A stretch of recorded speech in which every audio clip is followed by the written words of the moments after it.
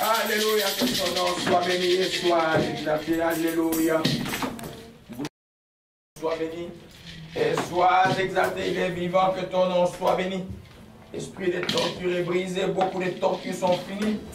Gloire à toi, Jésus-Christ, que ton nom soit béni.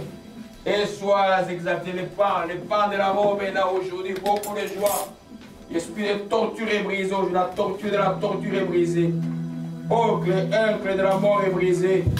Oh, Shikema Tonai.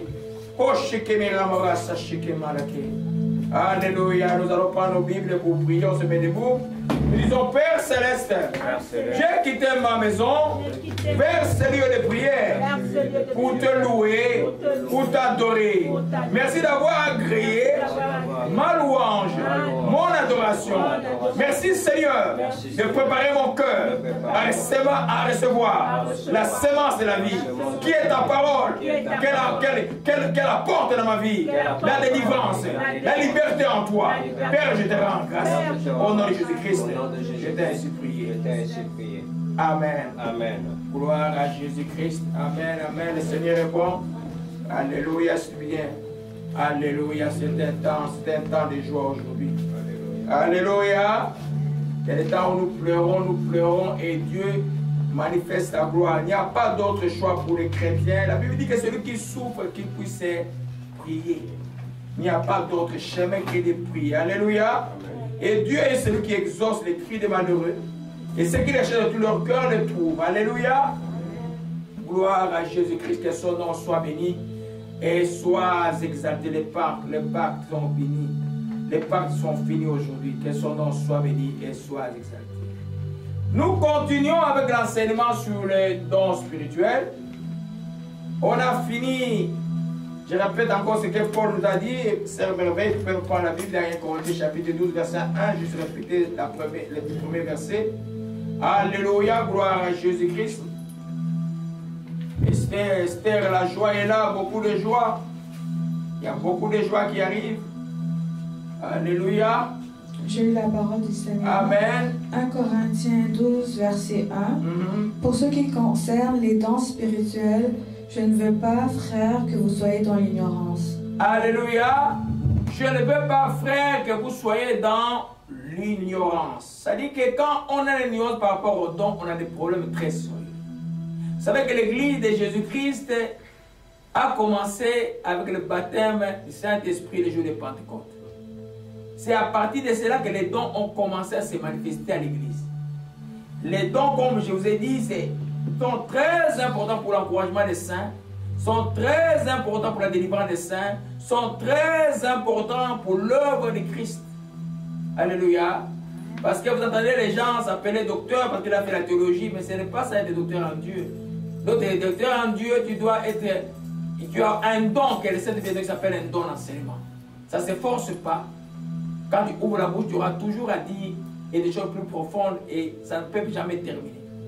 Les dons sont tellement importants et nous avons déjà vu le premier lot de dons. Pour ceux qui n'étaient pas là, on a vu les dons de révélation, c'était très profond. Je crois que c'est déjà sur YouTube. On a vu les dons de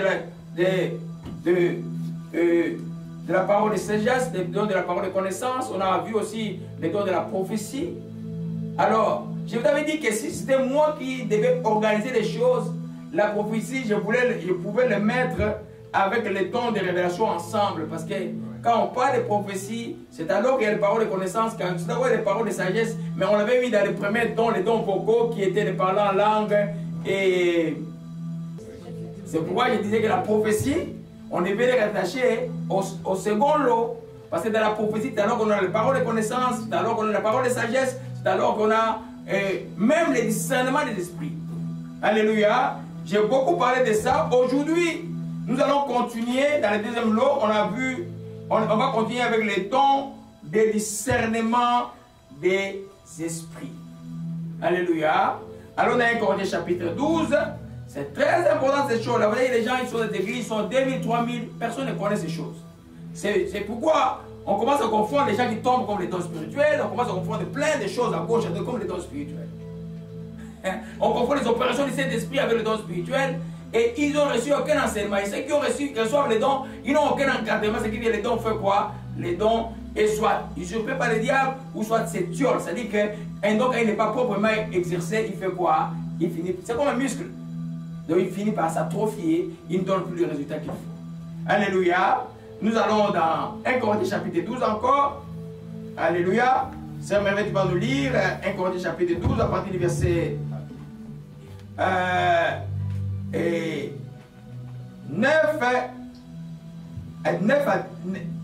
8, 9 et 10. J'ai la parole du Seigneur Jésus-Christ, 1 Corinthiens 12, versets 8 à 10. En effet, à l'un est donné par l'Esprit une parole de sagesse, à un autre une parole de connaissance selon le même Esprit, à un autre la foi par le même Esprit, à un autre le don de guérison par le même Esprit, à un autre le don d'opérer des miracles, à un autre la prophétie, à un autre le discernement des esprits, à un autre la diversité des langues, à un autre l'interprétation des langues. Amen. Alléluia. Nous voyons là que au verset 10, les discernements des esprits. Les discernements des esprits, ce n'est pas le discernement chrétien que les chrétiens ont, qui est décrit dans 1 Corinthiens chapitre 1, verset 12. Attends, je vais le lire rapidement. Et verset 15 qui dit: l'homme spirituel au contraire juge de tout, il est lui-même jugé par personne. Ce n'est pas ça. Les discernements chrétiens, ce n'est pas le don des discernements des esprits. Les discernements chrétiens, quelque chose comme des générales. Quelqu'un parle mal, il faut prouver, tu vas dire ça dans ton cœur, que ce qu'il enseigne. Les discernements chrétiens a comme base la connaissance et un peu d'expérience aussi. Ce qui fait les discernements chrétiens. Mais là, nous parlons d'un don qui vient de l'esprit, qui ne dépend pas de la connaissance. C'est quelque chose qui est révélé dans ton cœur. Tu vois quelque chose, quelqu'un parle ou quelque chose que tu discernes directement que l'esprit qui domine cette personne-là, c'est cet esprit-là. Tu entres dans une maison pour prier, tu regardes juste la femme comme ça là, ou tu regardes l'homme, tu sais qu'il y a tel esprit qui domine ici là. Tu sens ça, ça monte. Comme j'avais dit, cet esprit, ce n'est pas un don de détective spirituel. Hein? Il y a des gens qui sont des détectives, quand ils arrivent, chaque fois qu'ils vont chercher. Est-ce qu'il y a-t-il pas quelque chose de mauvais ici? Les chrétiens ne marchent pas comme ça. Vous entendez cette fausse théorie-là? Ah, quand tu as te raconter, il faut connaître son état d'âme. Non. Toi, crains Dieu.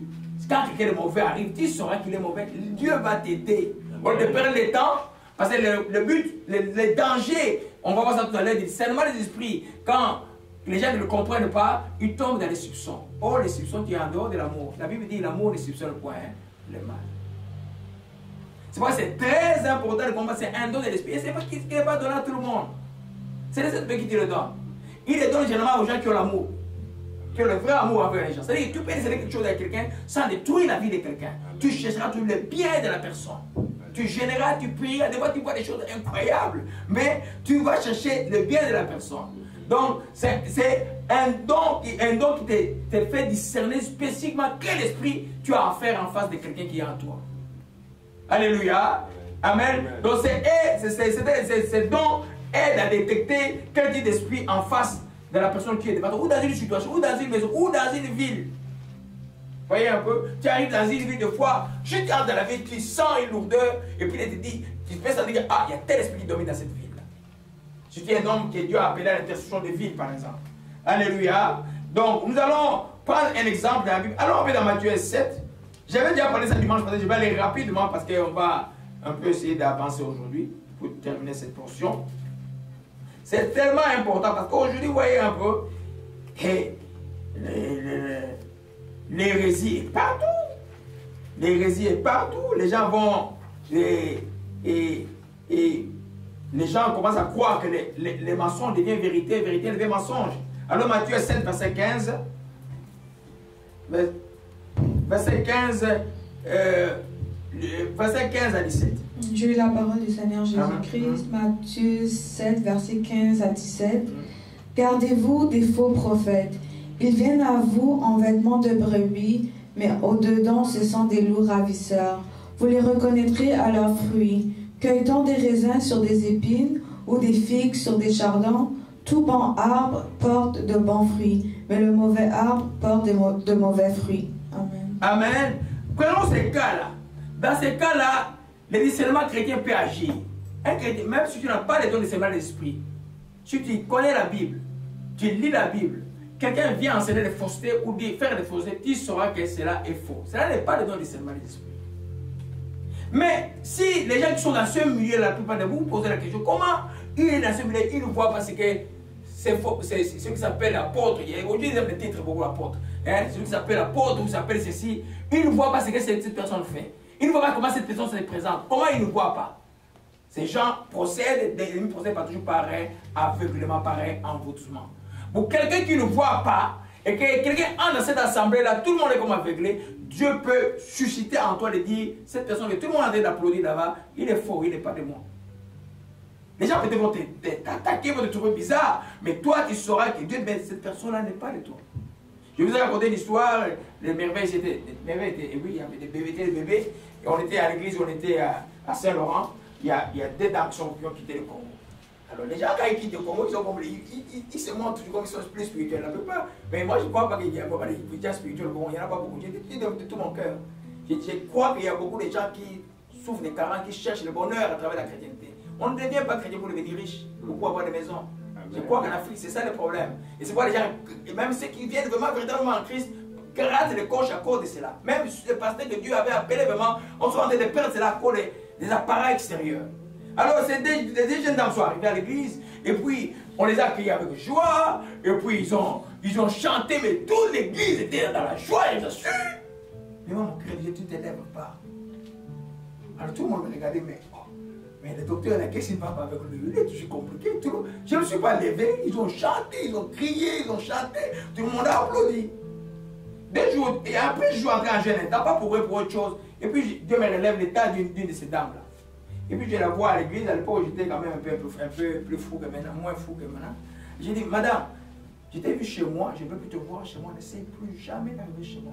Oh, je te dis, tu as des preuves. Tu veux que je me dise devant tout le monde tout de suite maintenant? Tu veux que je me dise devant tout le monde? Le pasteur commande, moi j'arrête de que je parle de toi. Et c'est tu. Après tout le monde a discerné, c'était une très grande sorcière. Elle est ici dans la ville, elle a même épousé un soi-disant pasteur. Et elle est encore dans ces choses-là jusqu'aujourd'hui. Son ami qui était venu, que tout le monde applaudissait, et puis de l'inviter les jeunes gens, tu vois, et puis les gens venaient chez moi, dormir chez moi, on va jeûner 3 jours. J'ai dit aux jeunes gens, ne mettez pas pied là-bas. L'autre qui était venu, qui était paralytique, comme Dieu ne trompe, Dieu ne confronte toujours les gens qui sont méchants, quelques 6 mois après, elle est tombée enceinte.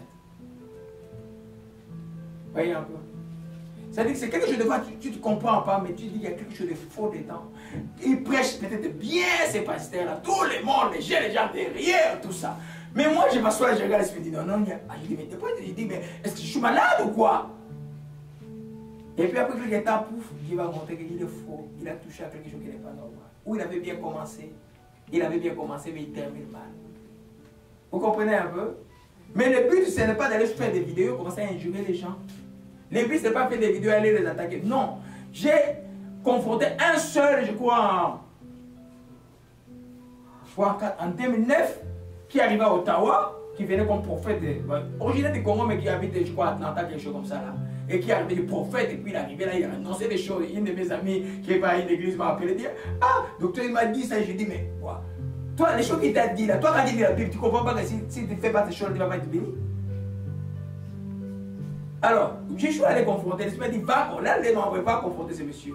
Je suis allé après la réunion, je l'ai appelé, parce que le passé qu'il avait invité, moi, j'avais prié pour lui contre une maladie il y a quelques semaines avant. Et puis je me dis, monsieur, j'étais sur ton site, ce que j'ai vu sur ton site là n'est pas chrétien. Oh, c'est pas moi qui ai fait, c'est les gens qui ont fait pour moi. Moi, mon site. Toi, tu fais un site, à l'époque même, ce n'était pas aussi populaire que maintenant. Et puis toi, tu me contrôles parce qu'il est écrit dans le site. Ces logos là sont diaboliques. Et moi, je dis devant tous ceux qui tu es un faux prophète, tu dois arrêter ce que tu fais. On était avec le pasteur tout le monde. Il y avait 200 personnes dans la salle. Le pasteur ne m'a pas écouté. Une année après, les choses qu'ils ont vues là-bas, mais c'était terrible. Plus jamais il a duré d'inviter que ce soit disant prophète de l'église. Vous comprenez un peu? C'est un don comme ça là qui aide le corps de Christ à un moment donné, même dans la prière, quand vous faites la délivrance, ce don est nécessaire. C'est-à-dire que en faisant la délivrance, il peut vous faire montrer donc que le problème et vous faire descendre l'esprit qui règne dans la vie des personnes. Ça vous fait gagner le temps de la prière. Nous voyons ici, alors dans Actes chapitre 7, verset 16 à 18. Alléluia. Actes chapitre 16, verset 16 à 18. Alléluia. Amen. Acte 16, verset 16 à 18. J'ai la parole du Seigneur Jésus-Christ. Comme nous allions au lieu de prière, une servante qui avait un esprit de python et qui, en devinant procurer un grand profit à ses maîtres, vint au-devant de nous et se mit à nous suivre pour les nous. Elle criait, « Ces hommes sont les serviteurs du Dieu Très-Haut et ils vous annoncent la voie du salut. » Elle fit cela pendant plusieurs jours. Paul, fatigué, se retourna et dit à l'esprit, « Je t'ordonne au nom de Jésus-Christ de sortir d'elle. » Et il sortit à l'heure même. Alléluia. Voilà un exemple probant de discernement, de don et discernement des esprits. Paul détecte directement. Vous voyez que c'est que cette personne qui n'était pas mauvais. Tout le monde, tout pasteur ou tout prophète, n'importe qui aujourd'hui, un frère, je ne sais pas qui, serait content que quelqu'un dise que tu es serviteur de Dieu, que tu annonces, c'est bon. Mais ce n'est pas, quelqu'un peut dire ça, mais ce n'est pas, nécessairement de Dieu. Cette personne n'est pas nécessairement de Dieu. Alléluia. Toute la journée, elle disait, suivez ces gens, serviteurs de Dieu. Ils vous annoncent la voie du salut. Hein? Le pasteur qui n'a pas dit, il m'a dit, hey, sœur, viens, toi tu vas être vraiment, tu es le bon évangéliste. Mais Paul, par le don des serments des esprits, a vu que c'était l'esprit des Python, ou l'esprit de divination. L'esprit de divination travaille sur la puissance des Pythons ou des serpents. C'est-à-dire qu'il devine des choses, il dit des choses qui sont vraies, mais l'émanation, l'essence de la chose est diabolique et mauvaise. C'est pourquoi ne croyez pas parce que quelqu'un vous dit quelque chose qui est vrai, que c'est de Dieu. Alléluia. Ce qu'il disait était exact et c'était vrai. Mais l'essence était mauvaise. Paul s'est retournant. Paul n'a pas cherché de tout moyen. Il a agi vraiment comme on dit, comme la Bible dit, nous n'avons pas lutté contre la chair et le sang, mais contre les dominations, les principautés et les princes de monde. Il s'est adressé à l'esprit. Il a chassé l'esprit. La femme était délivrée de l'esprit des Pythons. Évidemment, il en a eu pour des coups. Même il était en prison pour ça. Alléluia. C'est un don merveilleux que Dieu donne. C'est pour aider le corps de Christ. Un pasteur qui n'a pas ça doit chercher s'asseoir avec les gens. S'il dit qu'il y a quelqu'un qui a ces dons-là, il doit rester avec cette personne. Ça va vous éviter beaucoup de choses. Pourquoi? Parce qu'il y a maintenant, il y a beaucoup, la Bible dit que dans les derniers temps, il y aura beaucoup d'esprits séducteurs. Un esprit séducteur ne vient pas d'une manière apparente. Et l'esprit séducteur vient comme l'esprit de Dieu, mais ce n'est pas de Dieu. Il vient pour séduire le peuple de Dieu, les dévier. Alors ces dons-là, c'est pour un prophète attitré doit aussi l'avoir. Il te fait montrer, oh, il y a un danger dans la vie de cette personne. On doit pouvoir prier. Alléluia. Amen. C'est tellement important. Alléluia. Lui un peu 1 Timothée 4, verset 1. On va aller rapidement. Alléluia.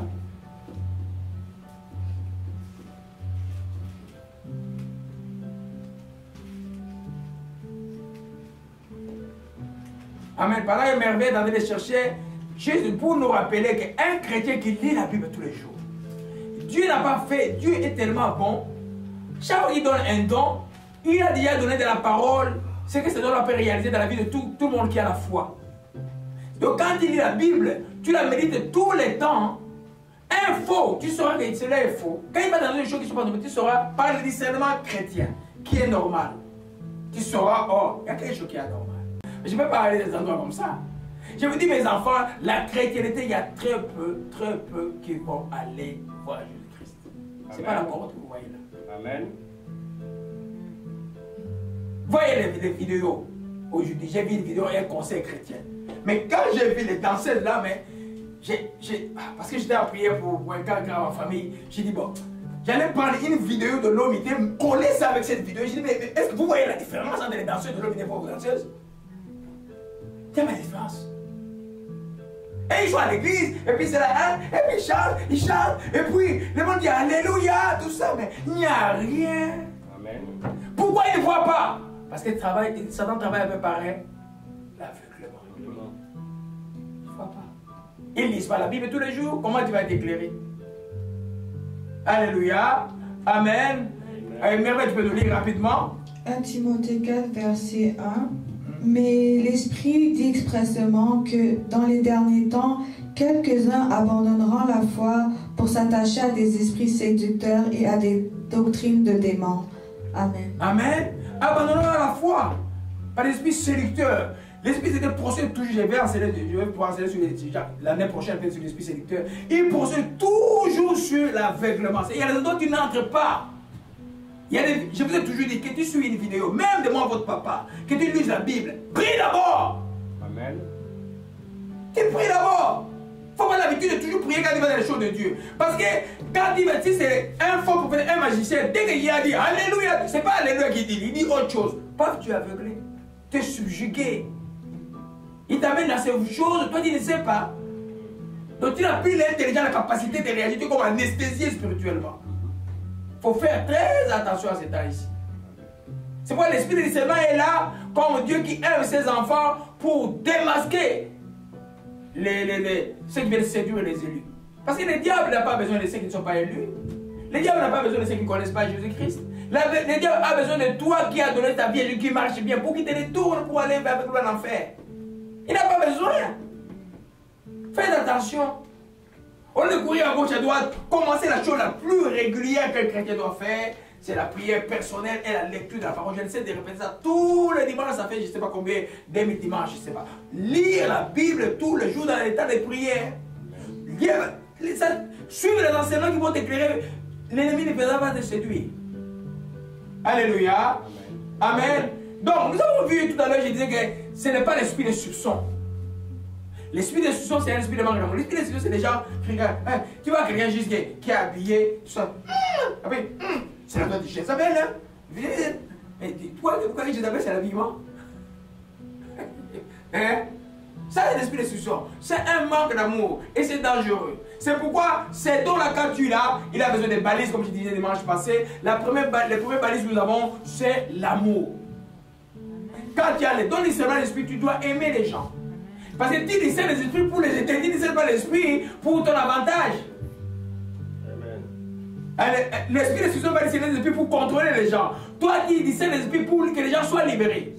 Paul s'est adressé à la femme, l'esprit de Python a quitté. Et la femme a été libérée. Paul a subi des coups et la prison contre cette femme. Mais elle était libérée de l'esclavage de Satan qui faisait d'une grande femme dans la ville d'Éphèse. Alléluia. L'amour. Ça dit que la Bible dit que 1 Corinthiens 15, verset 5 dit simplement que l'amour ne soupçonne point le mal. Ce n'est pas le soupçon. Alléluia. Ce n'est pas un processus de pensée. Et Dieu a une observation. Tu regardes. Tu regardes les jeunes hommes là. Je le vois comme ça. Bon. Il est coiffé comme ça. Bon. Quand il est coiffé comme ça, donc je peux imaginer ça. Ou je vois, Moïse ne sait quoi plus ce jour ici. Qu'est-ce qui se passe? Et puis je commence à penser des choses. C'est pas comme ça. Ça vient comme les langues. Ça vient comme la prophétie. Ça vient comme ça. Tu sens, il y a un esprit dans la vie de telle personne. Il faut prier. Alléluia. Tu ne vas pas discerner ça. Tu vois que souvent ça va de paix. Tu discernes. Par exemple, tu discernes la jalousie, l'esprit de jalousie dans la vie de quelqu'un. Tu dis, oh, toi tu es jaloux de tel. Hein? Non. Il faut une parole. La parole de Seigneur. Il y a la parole de Seigneur vous t'amener à les toucher pour que la personne reconnaisse qu'il y a un esprit de jalousie. Et puis un démon parle plus facilement. Quelqu'un reconnaît que la chose est en lui ou en elle. Amen. Alléluia. Amen. Amen. Donc, la première balise que nous avons, c'est l'amour. Deuxième balise, pour le don du discernement, c'est la foi. Parce que tu ne discernes pas pour prendre le téléphone et dire, hey, je vais visiter ça. Même des fois, il y a des songes, des discernements des esprits. C'est-à-dire que tout ce que nous voyons là, dans le domaine des songes, ça existe. C'est-à-dire que tu vois un songe, Dieu discerne un esprit sur quelqu'un. Comme j'avais vu clairement aujourd'hui pour quelqu'un.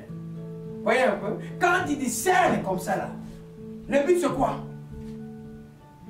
C'est de prier.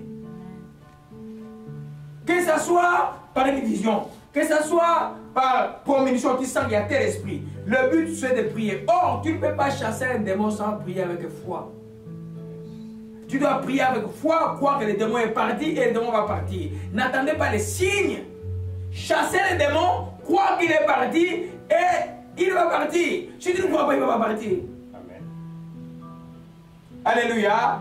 Donc, il a besoin de foi quand il y a ces dons-là. Troisième balise, qui est une des plus importantes, c'est une vie de sanctification.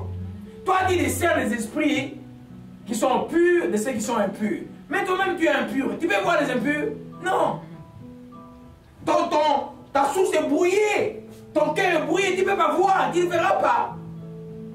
Alléluia. Une vie de crainte de Dieu. Une vie de sanctification.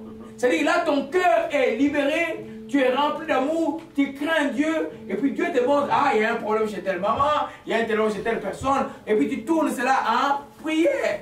La vie de sanctification. Oui, toutes ces choses que la Bible nous ordonne d'être comme chrétiens, l'amour, la foi, c'est ça, et des choses qui vont faire que les dons de quelqu'un puissent être puissants. Alléluia. Parce que Dieu va te donner les dons. Un pasteur m'a raconté l'histoire de son petit frère. Il veut me poser la question. Ça fait longtemps, il y a 10 ans ou 15 ans. Il dit, il y a longtemps, je ne comprends pas. Le petit là, mais il est impudique. Mais quand il prie pour les malades sont guéris. Moi, je prie pour les malades ne sont pas guéris. Comment? Je dis, mais le petit là, dis-lui, il va aller à l'enfer et Jésus va lui poser la question. Qu'est-ce que tu as fait? Et il va dire, oh Seigneur, j'ai chassé les démons en ton nom. J'ai guéri le malade en ton nom. Jésus va dire, il ne connaît pas. Parce que déjà, les dons, c'est un piège. Les dons fonctionnent toujours. Il va peut-être diminuer un peu de puissance, mais il va fonctionner. Vous voyez un peu? Mais quand maintenant tu marches dans la sanctification, ton don devient plus fort, plus puissant. Alléluia. Des fois, par toi, il peut être transmis à quelqu'un d'autre. Tu deviens comme un distributeur de dons. Amen. Alléluia. Amen. Nous comprenons cela, mes bien-aimés? Donc, la sanctification est extrêmement importante. Donc, toi, garde-toi pur. Dans ce temps-là, oui, hier, j'étais chez mon affaire, la des amis dit, mais, oh, mais c'est là, c'est quand même, on est déjà en novembre. Je dis quoi? Mais ça passe tellement vite. Je lui dis, oui, c'est parce que Jésus revient. Il dit, reste moi, j'ai le pris tout le jour. Il dit, bon, gloire à Dieu. Hein? Les temps passent vite, les temps passent vite. Je ne sais pas comment les chrétiens peuvent encore jouer avec les péchés. Les temps passent, c'est un grand signe, les temps passent vite. 2017, regarde, il n'y a pas longtemps, on était dans les veillées là. Il est fini là. Alléluia. Donc, ne jouez pas quand tu as des dons comme ça, des spirituels, quand ça fonctionne encore, toi ne tombes pas dans les pièges de dire, ah non, mon don fonctionne, c'est que Dieu est avec moi. Fais attention. Non, ça ne marche pas ainsi. Toi, tu dois te mesurer par au fruit de l'esprit. Est-ce que tu manifestes l'amour, tu manifestes la joie, tu manifestes la patience, le fruit de l'esprit dans Galates 5, c'est ça que le paramètre d'un enfant de Dieu. Même toi qui as des dons, c'est pas là que tu te mesures. Alléluia. Alléluia. Amen. Donc, une vie de sanctification est extrêmement importante. Matthieu 15, verset 18 à 19 merveilles. Gloire à Jésus-Christ.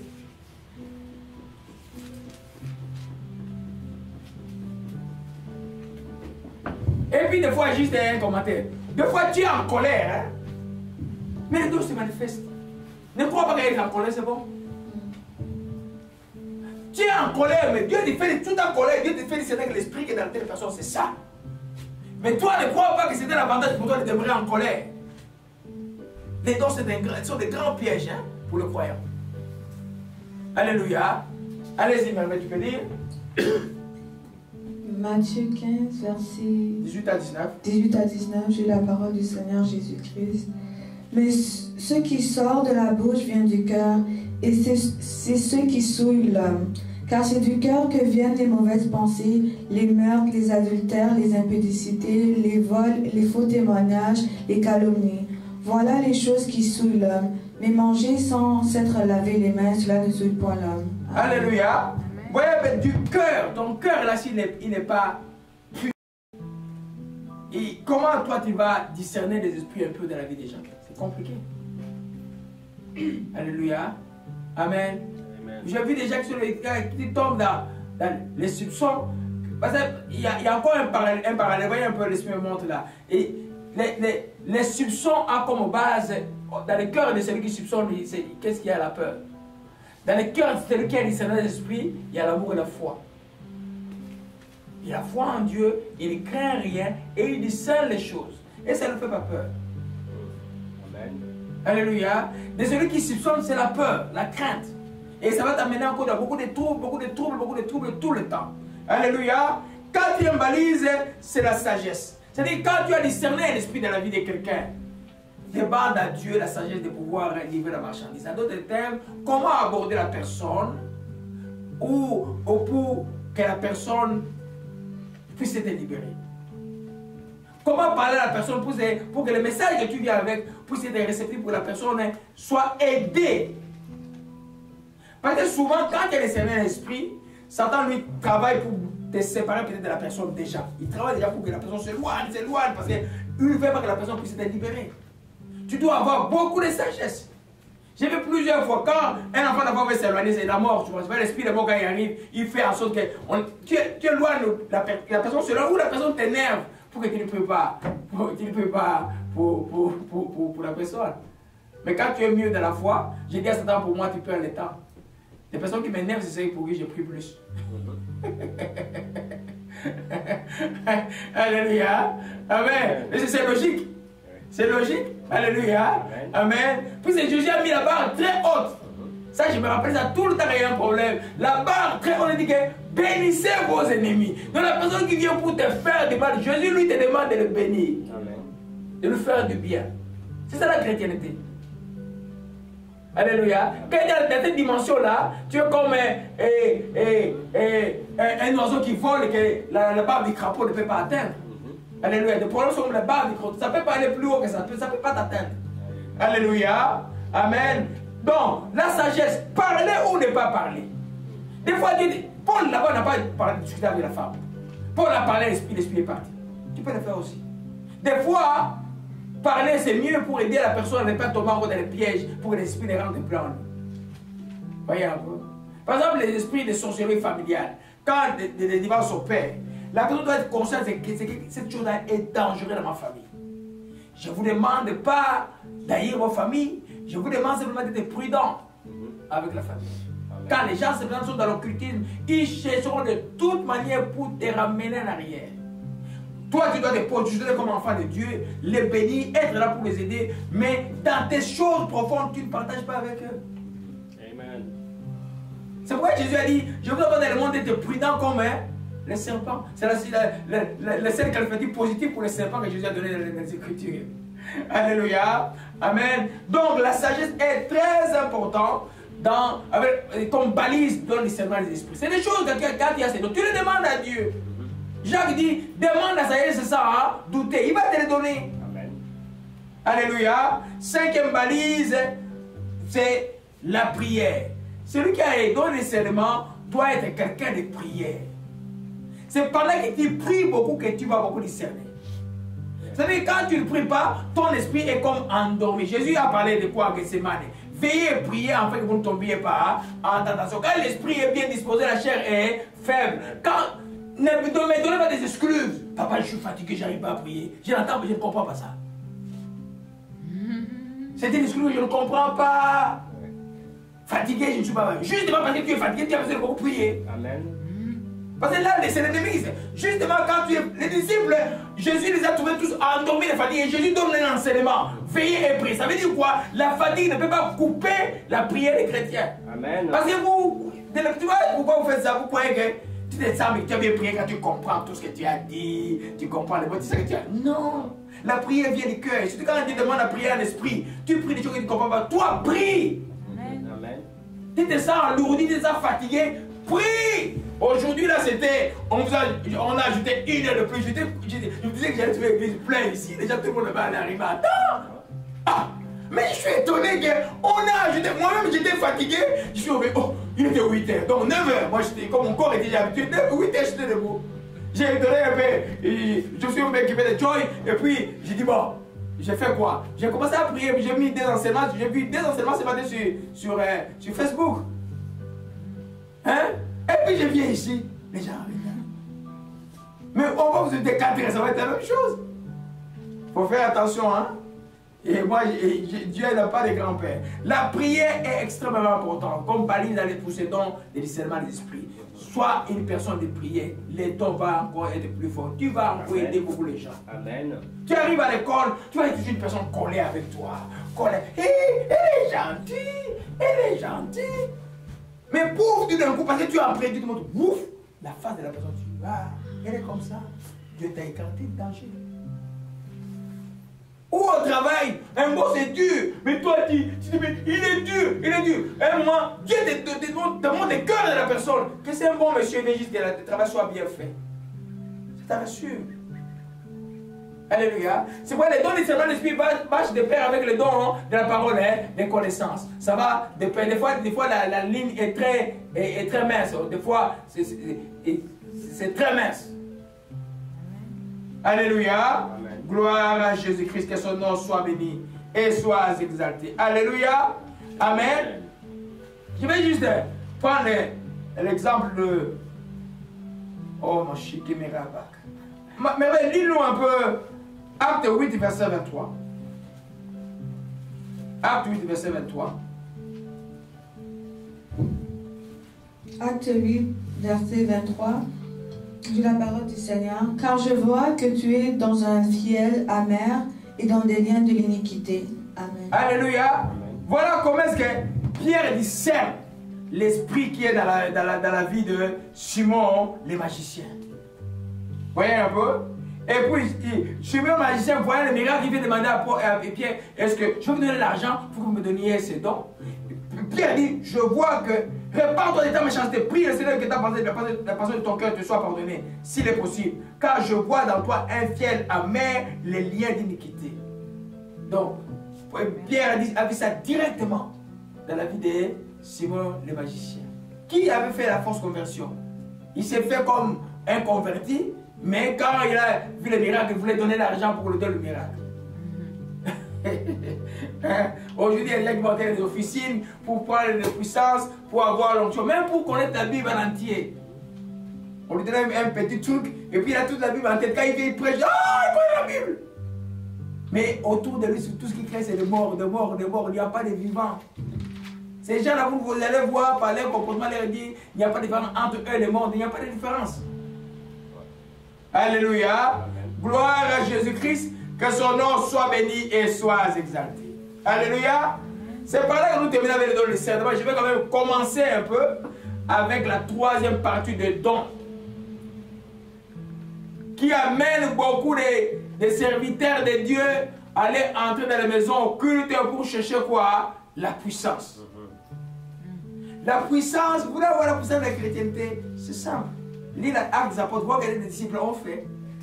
Répands-toi, prends le temps des jeunes, aime Dieu de tout ton cœur, lis la parole de Dieu, aspire à un don le meilleur, que Dieu voit en toi que tu veux les servir, Dieu va te donner les dons.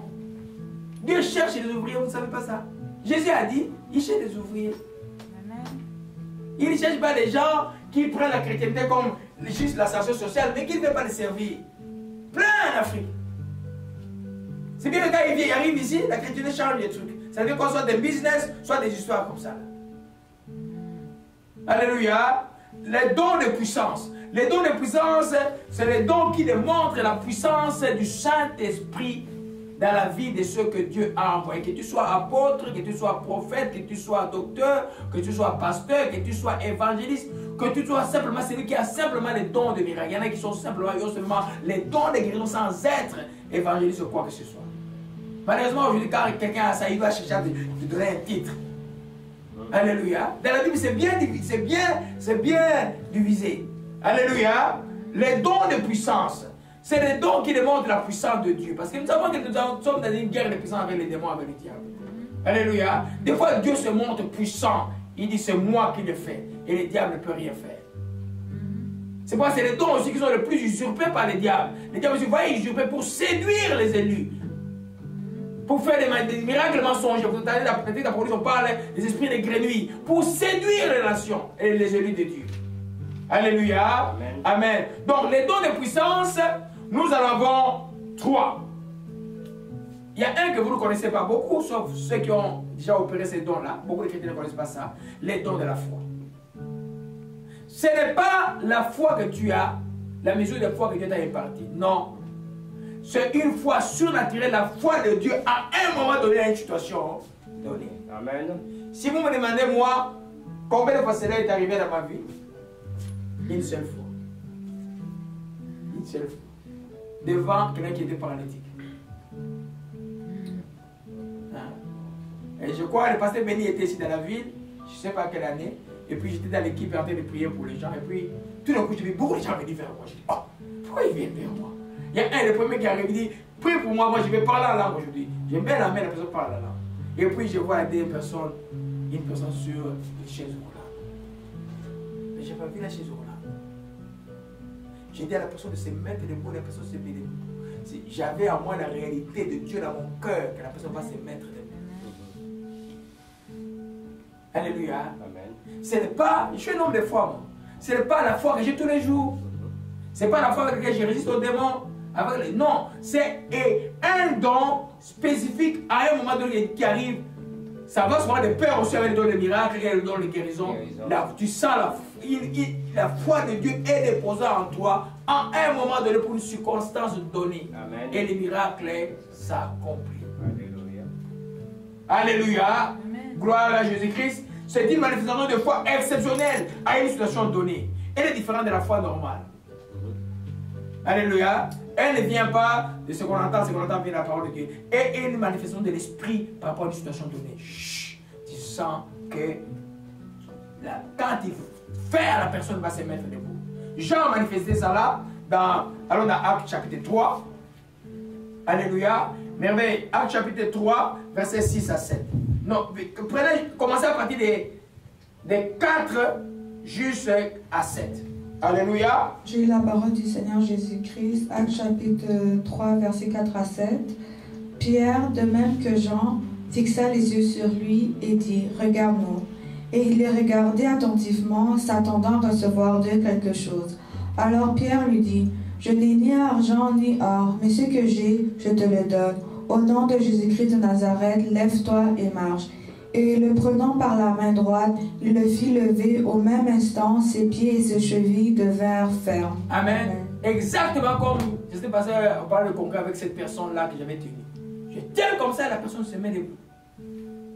Ça, c'est que la foi de Dieu est en toi. Tu es à 100% certain que ce que tu fais va s'accomplir. La peur est loin, le doute est loin. La réalité est là que la chose que tu as demandé à Dieu, tu l'as obtenue. Amen. Alléluia. Et là, il dit, première chose, il dit, regardez-nous. Et puis deuxièmement, il regarde, Satan se va dire quelque chose, il dit, je n'ai ni argent et ni or. Ce que j'ai, je te le donne. Au nom de Jésus, lève-toi et marche. Il le tient comme ça. Et puis la personne se met debout. Et quand on lui pose la question, au verset 16, il répond, il dit, c'est par la foi en son nom que son nom a raffermi celui que vous voyez, que vous connaissez. Amen. Alléluia. Cette foi en lui, c'est cette foi en lui qui a donné à cet homme une entière guérison en présence de vous tous. Ils allaient dans les temples. Ils étaient à temps. Ils n'étaient pas en retard. Ils étaient à temps. Et là, je vais vous dire une chose. Et ceux qui m'ont connu dans la jeunesse, dans la ville, là où on priait avant, ils peuvent vous dire que tous les dimanches, des merveilleux jours, ils étaient des enfants qui ont souffert, mais on arrivait toujours à l'église. L'église commençait à 14h, on arrivait à 13h, 13h20. Tous les jours. Ça vous prépare à beaucoup de choses. Et ils arrivaient, ils allaient dans les temples, parce que l'heure du temple était à une certaine heure, et en cours de route, ils arrivent, ils rencontrent cette personne. Donc, ils étaient déjà préparés, ils étaient déjà en relation avec Dieu, ils étaient déjà ouais, ils avaient tout ce qu'ils avaient en cours de route. Ils ont rencontré quelqu'un qui était en dehors du temple, et puis ils ont fait ces miracles-là. Amen. Les dons de la foi. C'est un don que Dieu donne, souvent à ceux qui sont dans l'évangélisation, à ceux qui sont dans les services. Amen. Alléluia. Amen. Amen. Amen. Ça peut être une manifestation d'une foi grande, et puis ça devient un don quand c'est récurrent. Ça veut dire que dans la vie de quelqu'un, ça arrive souvent, on dit que c'est un don. Alléluia. Amen. Gloire à Jésus-Christ. Jésus aussi l'a manifesté. Dans Jean chapitre 11, pour la résurrection de Lazare, il a manifesté maintes fois d'ailleurs. Dans Lazare, il dit, Seigneur, je sais que tu m'exauces toujours. Il dit, lève-toi, sors de là, Lazare. Et Lazare s'est levé. C'est une foi grande de Dieu de poser dans ton cœur pour les circonstances données. Pas la témérité des gens que je vois là. Oh non, tu veux marcher dans l'eau et puis c'est noir. Il y en a qui c'est. Mais tu vas marcher dans l'eau pourquoi? Vous voyez que tout miracle de Dieu est utile pour la gloire de Dieu. Le miracle, c'est les ingrédients de l'évangélisation. C'est-à-dire quand ça s'est fait, l'homme incrédule qui n'a pas la foi, il voit ça, ça l'attire à venir écouter le message qu'on est en train d'enseigner. C'est pourquoi c'est les dons souvent que les évangélistes ont. Ceux qui font dans les services d'évangélisation, que les prophètes ont, c'est les dons pour amener les gens vers Christ. Et vous allez voir, la plupart des temps, les gens qui sont guéris, ce n'est pas les croyants pas ces dons, c'est le non-croyant. Amen. Dans les pays comme le Pakistan, là, quand Peter Yang il passe là-bas, il y avait des guérisons de toutes sortes. De toutes sortes. Hein? Mais parce que les gens, Dieu prouve sa miséricorde à ces gens par les miracles qu'il est Dieu. Amen. Toi, il attend de toi que tu aies la foi pour obtenir. C'est la même chose. Toi qui es chrétien, toi qui es né de nouveau, tu dois grandir dans la foi. Tu dois grandir dans la parole. Alléluia. Gloire à Jésus-Christ. Que son nom soit béni et soit exalté. Alléluia. Amen. Je prendrai encore ma chique merakaya. Acte 14, merveille, verset 10 à 11. Gloire à Jésus-Christ. Ah, il y a un chant qui a monté à mon esprit. Alléluia. Acte 14, verset 10 à 11, j'ai la parole du Seigneur Jésus-Christ. Dit d'une voix forte, lève-toi droit sur tes pieds. Il se leva d'un bond et marcha. À la vue de ce que Paul avait fait, la foule éleva la voix et dit en langue lycaonienne, les dieux sous une forme humaine sont descendus vers nous. Amen. Amen. Ça c'est une histoire. Vous voyez, c'est pour dire simplement que c'est des choses que les apôtres ont fait. Nous ici, c'est encore vivant. C'est que les chrétiens d'aujourd'hui, il est matériel, il n'a pas le temps de passer à la parole. La prière la nuit, la prière comme quelque chose, un recours, la prière n'est pas un mode de vie. C'est pourquoi vous ne voyez pas ces choses-là. Alléluia. Amen. Amen.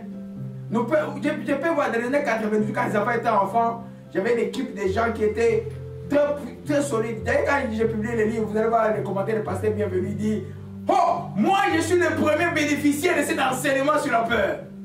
Vous voyez un peu? Il fait un commentaire trop long comme ça là. Alléluia. Il faut que vous soyez en prière, mes bien-aimés. Mon frère, moi seul ne suffit pas. Il faut que vous soyez en feu, tout le monde soit en feu, tout le monde soit en prière. C'est alors que ces choses-là s'accomplissent. Sur la prière de la semaine, beaucoup de choses s'accomplissent dans cette prière-là. Alléluia. Nous voyons là que ce monsieur-là qui était important, boité depuis la naissance, qui n'avait jamais marché, Pierre dit: lève-toi. C'est cette fois-là. Il sent que tu donnes l'ordre et les paralytiques s'élèvent. Ce n'est pas le don de la foi. Ça s'accompagne avec le don des miracles et le don de la parole et le don de guérison.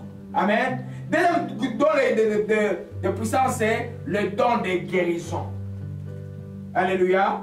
J'écrivais encore hier, c'est une preuve de plus que pour l'homme que Dieu veut te guérir. Dieu veut nous guérir. Parce qu'il y a au moins 7 manières par lesquelles nous guérir. Alléluia. Marc 11, verset 24 dit: tout ce que vous demandez, croyez que vous l'avez reçu. Tu demandes la guérison, tu vas être guéri. Alléluia. Et Jacques 5 dit seulement: on a dit le nom du Seigneur, vous serez guéri. Marc chapitre 7 dit simplement: vous imposerez les mêmes malades, ils seront guéris. Amen. Ça c'est Dieu veut te guérir. Quand on parle des dons, que Dieu fait grâce à quelqu'un, cette personne-là, la plupart des temps, pas tout le temps, je vous ai dit que les dons ne fonctionnaient pas tout le temps. On avait vu avec Élisée, comme est-ce qu'il n'a pas vu l'histoire de la femme Soulamite. Alléluia. La plupart des temps qu'il priera, il y aura la guérison. Ouais. Imagine-toi qu'il y a une église où les gens ne s'entendent pas. Les gens sont jaloux, tout ça. Quelqu'un est malade là-bas. Au lieu de vous aller perdre le temps, envoyez quelqu'un qui a les dons de guérison. Amen. Il va prier pour lui et la personne va être guérie. C'est pour la gloire de Dieu et pour le bien de la personne. Amen. Alléluia. C'est un don de guérison. C'est-à-dire que la guérison se fera tout le temps, presque toute la vie de cette personne-là. Des fois même, il n'est même pas préparé. C'est un don que Dieu a fait. C'est pourquoi celui qui a ce don-là se garde lui-même. Alléluia. Amen. Amen. C'est la guérison qui s'est faite sous l'onction de Dieu. C'est le Saint de l'onction de Dieu qui le fait. Dieu fait grâce à ce don. Donc, quand il te fait grâce à cela, comment on remarque que tu as un don de guérison?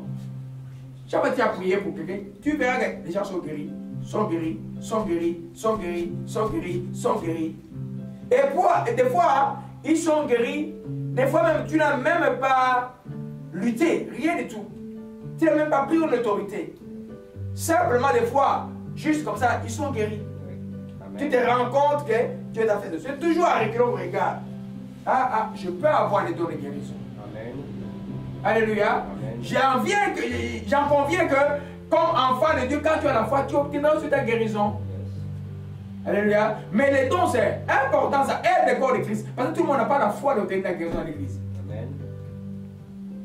Alléluia. Amen. Amen. Nous prenons, juste pour nous rappeler que Dieu vraiment veut. Je vais aller rapidement. Acte 5, verset 15, merveille. Acte 5, verset 15.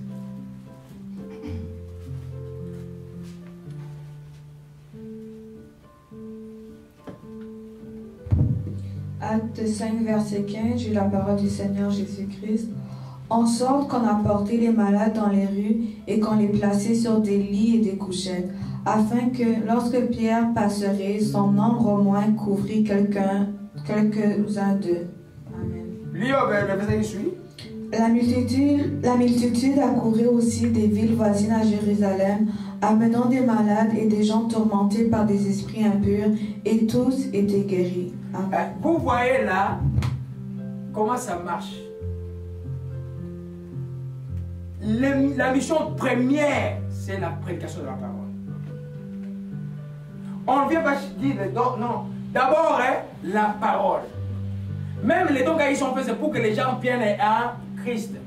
Et que ceux qui sont les chrétiens puissent être consolés par la guérison. Ceux qui ne sont pas les chrétiens, quand ils sont guéris, viennent en Christ.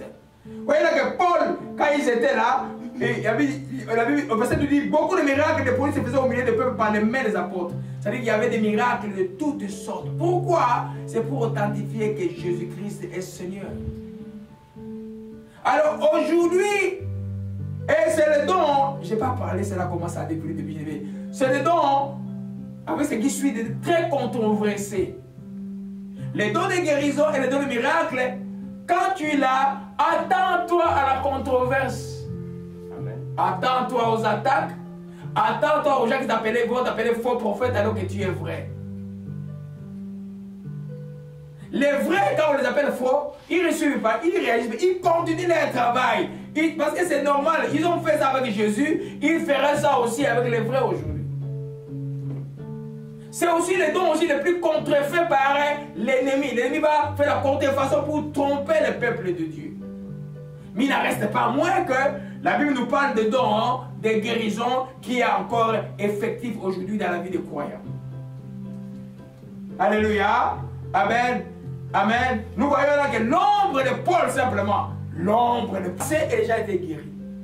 De Pierre plutôt. Elle a déjà été guérie. Paul prenait le mouchoir, on va voir sa merveille, il dit, acte 8, verset 5 à 8. Acte 8. Versets 5 à 8. 5 à 6. 5 à 6, j'ai la parole du Seigneur Jésus-Christ. Philippe étant descendu dans la ville de Samarie, il prêcha le Christ. Les foules tout entières étaient attentives à ce que disait Philippe lorsqu'elles apprirent et virent les miracles qu'il faisait. Alléluia. Je vais expliquer un peu, on va parler de le miracle dans quelques minutes. Voyez un peu, quand il fuyait, Philippe fuyait Jérusalem, il allait pour prêcher. Il n'allait pas pour mettre une pancarte, venez demain, il y aura des miracles. Il venait pour prêcher la parole. Et quand il prêche la parole, cette parole est démontrée par la puissance de Dieu. Vous savez, Salomon, quand il a fait le temple, c'est une méditation de la semaine, il dit, Seigneur, quand tu proclames ta parole, tu envoies aussi la puissance pour l'accomplir. Alléluia. Les miracles sont comme l'accomplissement de la parole de Dieu dans la vie des croyants. Alléluia. C'est pourquoi même quand tu vas prier pour quelqu'un, parce qu'il est malade, parle-lui de la guérison avec la Bible, parle-lui d'abord avec la guérison avec, et puis viens prier avec, c'est plus facile qu'elle juste de prier pour la personne. Alléluia. Amen. Nous voyons là que c'est un don qui accompagne bien l'évangélisation, la prédication de la parole, et pour attester que Dieu est réel. Malheureusement, quand il y a ces dons, tu deviens malheureux. Quelqu'un, on va t'appeler prof. Il y a des faux prophètes. Il y en a qui sont allés prendre des gens pour faire des miracles mensongers. Mais il y a aussi des vrais qui existent encore aujourd'hui. qui sont de véritables dons de guérison. Et vous voyez, ces gens-là, c'est des gens qui ne s'écartent pas dans la parole. Ils ont une doctrine chrétienne solide. Amen. Parce qu'ils enseignent la parole et les gens sont guéris. Alléluia. C'est un des dons merveilleux du corps de Christ pour l'évangélisation, pour le travail de Dieu. Les dons de guérison est quelque chose d'extraordinaire. C'est comme Dieu veut nous guérir, mais les enfants n'ont pas la foi. Il nous dit encore d'autres gens pour nous guérir. C'est une preuve que Dieu veut nous guérir. C'est pourquoi il ne faut pas admettre la maladie. Hein? Ah non, c'est Dieu qui veut que je sois malade. Non. Je n'ai nulle part dans la Bible où Dieu veut que nous soyons malades. Non. J'ai vu par contre, Dieu veut que nous soyons guéris. Alléluia. Gloire à Jésus-Christ. Acte 19, verset 12, merveille. Qui est en haut? Acte 19, verset 12. Acte 19, verset 12, j'ai la parole du Seigneur Jésus-Christ. Au point qu'on appliquait sur les malades, sur des malades des linges ou des mouchoirs qui avaient touché son corps, et les maladies les quittaient et les esprits malins sortaient. Alléluia. Est-ce que vous avez bien lu? Tu as bien lu merveille? On appliquait quoi? Les linges. Donc je prends mon mouchoir, je mets ici. Donc tu vas mettre au malade, le malade est guéri. Alléluia. C'est le même principe qu'Élisée a appliqué avec Géasi. Il donne les bâtons à guérir. Alléluia. Amen. Vous voyez qu'il y a des opérations. Aujourd'hui, là, quelqu'un fait ça. On va dire quoi? Hein? Moi, j'ai de mes pères, je vois déjà morts. Vous ne l'avez pas connu, ça s'appelle Bras de Chambak. Il a prêché la parole jusqu'à l'âge de 80 ans. Lui, quand il évangélisait, il avait des mouchoirs partout, il était gonflé de mouchoirs comme ça. Hein? Qui se souvient de Bras de Chambak? Moi, il se souvient de lui? Hein? Il est déjà mort. Le mariage de 80 ans. Les évangélistes authentiques. Authentiques. De gens qui prêchent la parole et puis on voit les résultats et puis ils font la Bible. Ils font ce que la Bible, ils appliquent ce que la Bible fait. Alléluia. Mais quand Dieu t'appelle toi d'aller faire, tu vas faire quoi? Tu vas suivre les gens? Non, tu vas le faire. Ça, nous allons pas s'appeler les opérations du Saint-Esprit. Les dons de guérison viennent avec les opérations du Saint-Esprit. Des choses bizarres des fois. Vous vous êtes jamais posé la question comment Jésus prend la salive mais sur les yeux. Jésus a guéri de combien de manières? Plusieurs manières. Et Jésus et le Saint-Esprit ne sont pas différents. Alléluia. C'est pourquoi c'est très important de connaître qui vous enseigne, qui vous suivez. Si c'est un vrai serviteur, il dit ah non, je viens prier pour maman, non, je ne peux pas arriver. Prends ce mouchoir, va mettre sur maman, il va être guéri. Prends-le avec foi, va mettre sur maman. Alors, vous riez. Hein? C'est aussi simple que ça. Alléluia. Le point de départ est toujours, est-ce que cet homme-là ou cette femme-là est-elle vraiment de Dieu? Pas des gens qui deviennent chrétiens. Tu vois, tout ce qu'ils aiment, c'est la luxure, les choses du monde. Ils sont contents. Hein? Il y en a qui montent des maisons sur Facebook, des pasteurs, et puis des Mercedes. Mais tu regardes, mais quand vous allez à Beverly Hills, ceux qui ont des grandes maisons, c'est les chrétiens? Non. Oh. Alléluia. Amen. Donc, une différence que vous devez comprendre, la guérison, elle est progressive. On peut prier pour toi aujourd'hui, tu peux être guéri dans 2 jours, 3 mois. Mais quand on parle, quand elle devient spectaculaire, elle devient comme un miracle. C'est pourquoi je lis un peu le 2. Alléluia. Quand il devient spectaculaire, il devient comme un acte surnaturel que les gens ne comprennent pas qui arrive sous le fait. Ça s'appelle un miracle. Et nous passons maintenant au troisième don de puissance qui est le don de miracle. Les dons de miracle sont les plus controversés, les plus combattus, mais aussi les plus contrefaits aussi. Donc l'ennemi aussi contrefait beaucoup. La ligne que vous devez savoir, quand il a fait des miracles, il est soit un apôtre, donc il doit avoir l'enseignement chrétien. Il est soit un prophète, il doit avoir l'enseignement chrétien. Il est soit un évangéliste, il doit avoir un enseignement chrétien. Il doit être soit un docteur de la parole, il doit avoir un enseignement chrétien. Amen. Alléluia. C'est l'enseignement qui va vous faire discerner pour ceux qui n'ont pas les dons de discernement que cette personne est de Dieu ou pas. C'est pas de soyez vite quand vous voyez quelqu'un, ah non, il est faux. Non. Allez suivre, qu'est-ce qu'il enseigne? Parce que quand vous allez appeler faux ce qui est vrai, vous avez des problèmes avec Dieu. Parce que là, il opère selon le Saint-Esprit, vous l'appelez faux, vous avez des problèmes sérieux avec Dieu. Je vous ai toujours dit, quand il y a des miracles, le miracle c'est des choses dangereuses. Quand ça s'opère quelque part, que tu n'es pas d'accord, même vous les pasteurs que je sais qu'ils ne sont pas faux, qui sont faux, je ne commande pas, je laisse tomber. Tu laisses tomber. Et ne le suis pas. Ne passe pas de temps à les dire, ils sont faux, ils sont ceci. Non, non. Laisse tomber. Parce que c'est un domaine très, très glissant. Il y en a peut-être qui étaient des faux et qui étaient des vrais, qui à un moment, on peut flancher, et puis ils sont revenus. Voyez un peu? Il y en a peut-être qui ont été appelés, mais ils nous ont mis l'enseignement. J'ai vu des pasteurs qui sont venus ici, qui sont tous là, les types avec les barils clairs ici, parce qu'ils étaient dans un groupe là où on l'enseignait, je ne sais pas comment spirituel, des histoires comme ça, mais ils ne comprenaient pas la Bible. Alléluia. Amen. Gloire à Jésus-Christ. Merveille. Tu peux lire Jean 3, verset 2. On va aller rapidement et puis on va terminer par là. Je vais peut-être revenir sur ça dimanche prochain, un peu plus profond, le miracle. On va avoir ça dimanche prochain. Jean 3, verset 2, j'ai la parole du Seigneur Jésus-Christ, qui vint, lui, auprès de Jésus de nuit et lui dit, Rabbi, nous savons que tu es un docteur venu de Dieu, car personne ne peut faire ces miracles que tu fais si Dieu n'est avec lui. Alléluia. Amen. Vous voyez qu'il y a un lien avec l'enseignement. Il dit, je sais que tu es un docteur venu de Dieu, parce que personne ne peut faire des miracles si Dieu était avec lui. C'est quoi un miracle? Qui ne connaît pas c'est quoi un miracle ici? Hein? Un miracle peut être une guérison miraculeuse, un miracle peut être un miracle financier, un miracle peut être... c'est quelque chose, c'est-à-dire que c'est un fait extra et je prends la définition du monde que j'ai des Larousse que j'ai modifié un peu, désigne un fait extraordinaire dépourvu d'explication scientifique, moi j'ai ajouté ou logique. Donc c'est un fait extraordinaire dépourvu d'explication scientifique ou logique et qui est considéré comme surnaturel est attribué à une puissance et divine, nous disons, qui est attribué à Dieu. Parce que nous connaissons le seul vrai Dieu, c'est l'Éternel. Amen. Mais le miracle, c'est fort aussi chez les Sogakai, au Japon, c'est toujours, en Inde, les gourous aussi font des miracles mensongers. Mais c'est quelque chose d'extraordinaire. Et l'homme est subjugué par les miracles. C'est pourquoi celui qui a ce don doit se garder. Quand vous voyez quelqu'un qui a ce don, mais qui se garde à l'enseignement, qui passe des temps, des fois, 3, 10 émissions où il enseigne la Bible, ne dites pas qu'il est un faux prophète. Ne dites pas. Parce que les faux prophètes n'ont pas le temps de passer avec la Bible.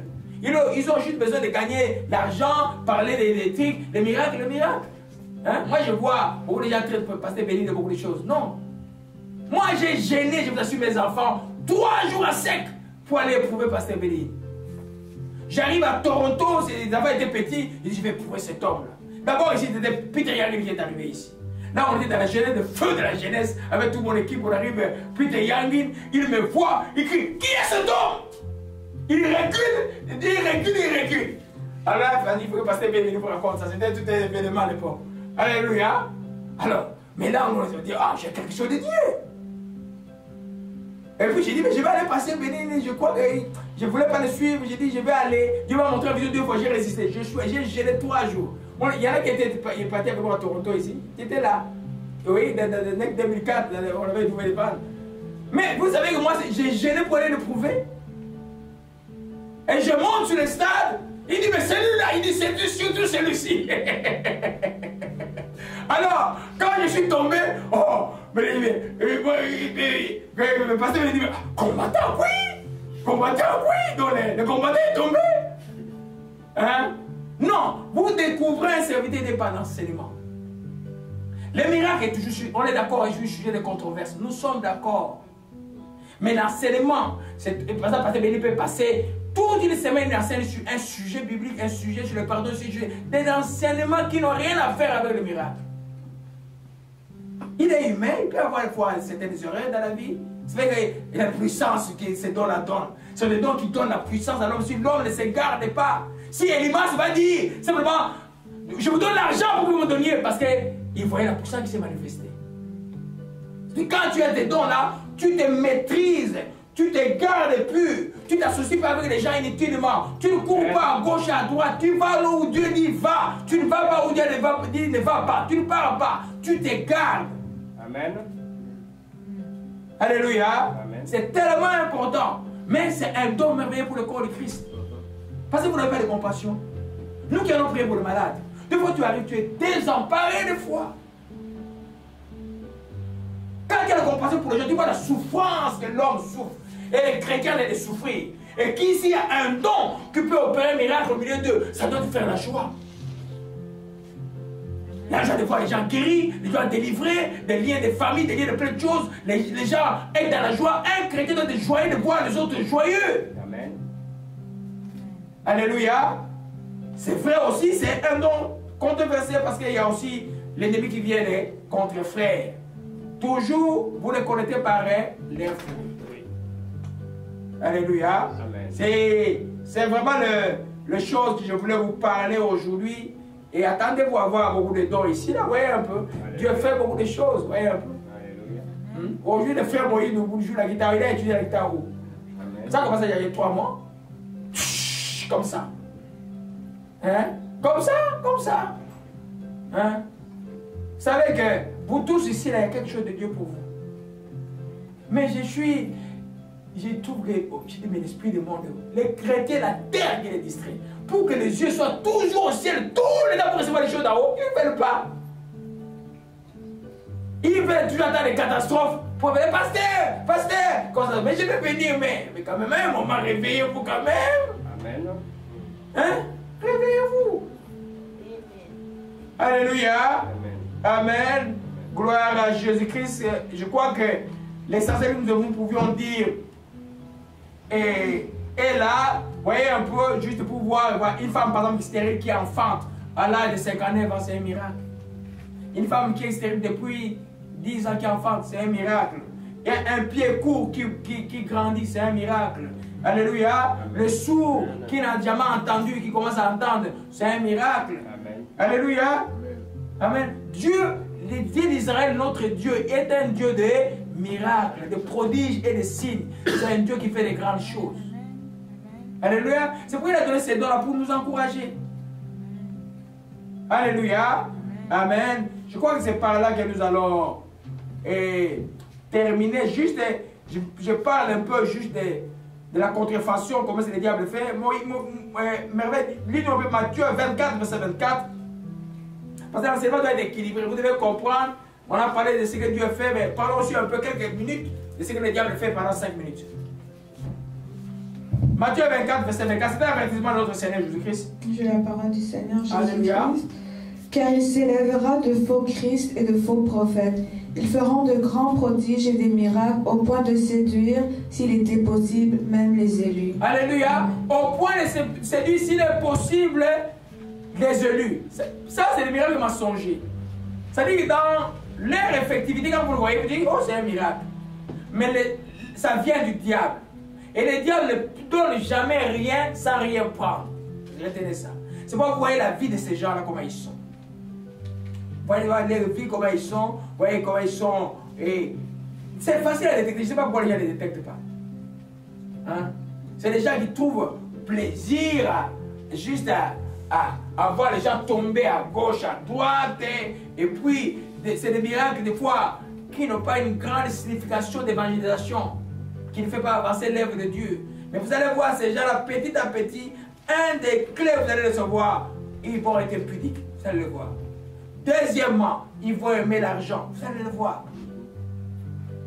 Ils vont le voir. Ils aimeront voler un don. Jamais vous n'entendez ces gens-là faire des dons ou aider les gens. Jamais. Ou ouvrir des orphelinats. Non, jamais. Eux, c'est toujours eux. Et ils préfèrent avoir des jets, des golds, des trucs comme ça là. Et ils sont mondains. Ils sont mondains. C'est comme un qui est à Paris, qui a il y a quelques semaines, qui dit simplement, oh, pour prier, il faut avoir une grande maison. Tu dois avoir une grande maison, mais si la cuisine est à côté du salon, comment tu peux prier? L'odeur de la nourriture vient, tout ça. Oh! Jean-Baptiste priait où? Jean-Baptiste priait où?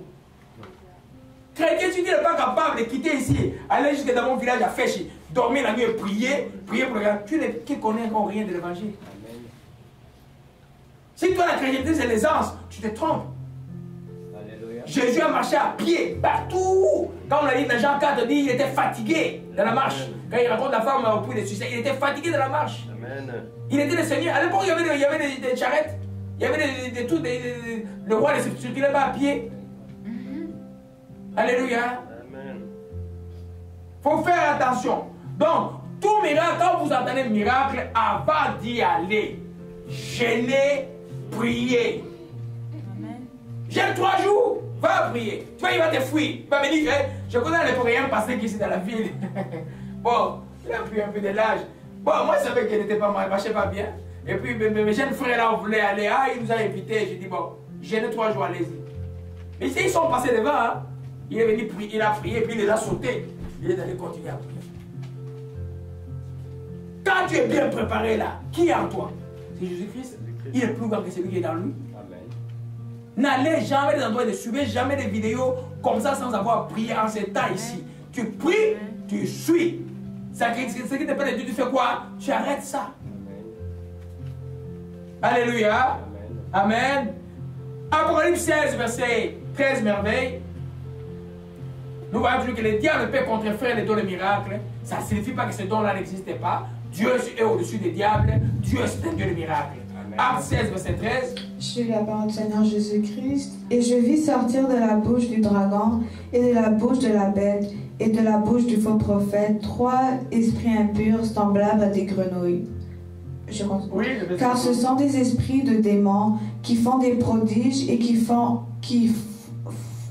faire les rois de toute la terre, afin de les rassembler pour le combat du grand jour du Dieu Tout-Puissant. Amen. Amen. Ce symbolisme-là des 3 esprits, ça fait des miracles mensongers. C'est-à-dire qu'ils vont prendre de produits bons bœufs. Et tu vois un peu, l'olivier du Seigneur va répondre par le feu. Il va aussi invoquer le feu aussi, le feu va descendre. Mais ils sont des diables.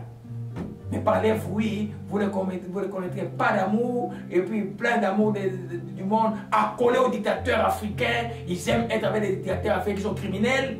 Ils sont incapables de leur dire qu'ils font mal. Et vous allez voir ça. Alléluia. Amen. Nous tous avons des gens qui sont tous les dictateurs. Nous leur disons, vous avez un mauvais chemin que vous avez choisi. Je t'aime ma soeur, je t'aime bien, mais ce chemin-là n'est pas bon. Parce que quand vous appelez, vous asseyez avec celui qui fait le mal, vous l'adoptez, vous le suivez, vous l'appuyez, vous faites des stratégies pour lui, vous participez à son mal. Alléluia. Amen.